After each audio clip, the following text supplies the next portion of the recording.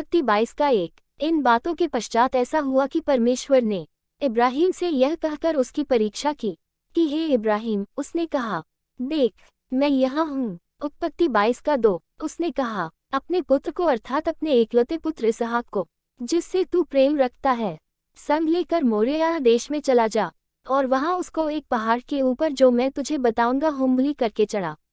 उत्पत्ति 22:3। सो इब्राहिम बिहान को तड़के उठा और अपने गदहे पर काठी कसकर अपने 2 सेवक और अपने पुत्र इसहाक को संग लिया और होमबलि के लिए लकड़ी चीर ली।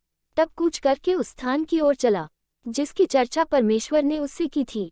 उत्पत्ति 22:4। तीसरे दिन इब्राहिम ने आंखें उठाकर उस स्थान को देखा दूर से। उत्पत्ति 22:5। और उसने अपने सेवकों से कहा, गदहे के पास यहीं ठहरे रहो, ये लड़का और मैं वहां तक जाकर और दंडवत करके फिर तुम्हारे पास लौट आऊंगा। उत्पत्ति 22:6। सो इब्राहिम ने होमबलि की लकड़ी ले अपने पुत्र इसहाक पर लादी और आग और छुरी को अपने हाथ में लिया और वे दोनों एक साथ चल पड़े।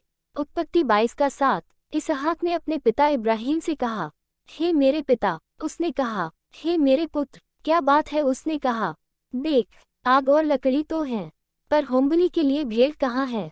उत्पत्ति 22:8। इब्राहिम ने कहा, हे मेरे पुत्र, परमेश्वर होमबलि की भेड़ का उपाय आप ही करेगा।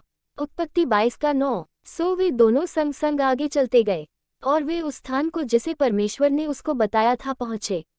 तब इब्राहिम ने वहाँ वेदी बनाकर लकड़ी को चुन चुन कर रखा और अपने पुत्र इसहाक को बांध के वेदी पर की लकड़ी के ऊपर रख दिया। उत्पत्ति 22:10। और इब्राहिम ने हाथ बढ़ाकर छुरी को ले लिया कि अपने पुत्र को बलि करे। उत्पत्ति 22:11।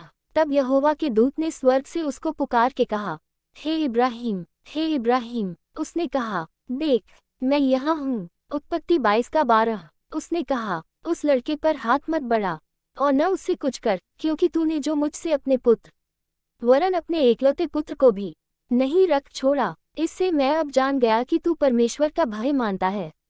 उत्पत्ति 22:13। तब इब्राहिम ने आंखें उठाई और क्या देखा कि उसके पीछे एक मेढ़ा अपने सींगों से एक झाड़ी में बंधा हुआ है। सो इब्राहिम ने जाके उस मेढ़े को लिया और अपने पुत्र की संती होमबलि करके चढ़ाया। उत्पत्ति 22:14। और इब्राहिम ने उस स्थान का नाम यहोवा यिरे रखा। इसके अनुसार आज तक भी कहा जाता है कि यहोवा के पहाड़ पर उपाय किया जाएगा। उत्पत्ति 22:15। फिर यहोवा के दूत ने दूसरी बार स्वर्ग से इब्राहिम को के पुकार के कहा।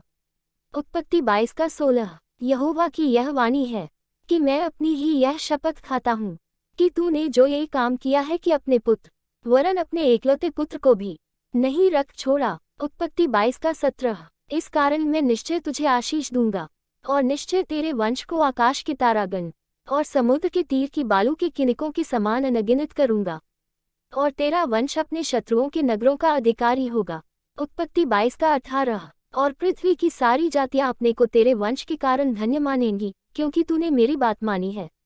उत्पत्ति 22:19। तब इब्राहिम अपने सेवकों के पास लौट आया और वे सब बेरशेबा को संग संग गए और इब्राहिम बेरशेबा में रहता रहा।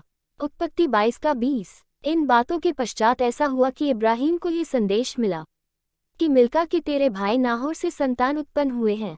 उत्पत्ति 22:21। मिल्का के पुत्र तो ये हुए, अर्थात उसका जेठा ऊस और ऊस का भाई बूज और कमूएल जो अराम का पिता हुआ।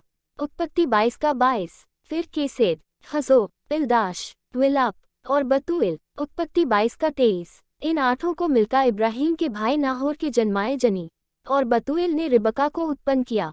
उत्पत्ति 22:24। फिर नाहोर के रूमा नाम एक रखेली भी थी, जिससे तेबह, गहम, तहश और माका उत्पन्न हुए।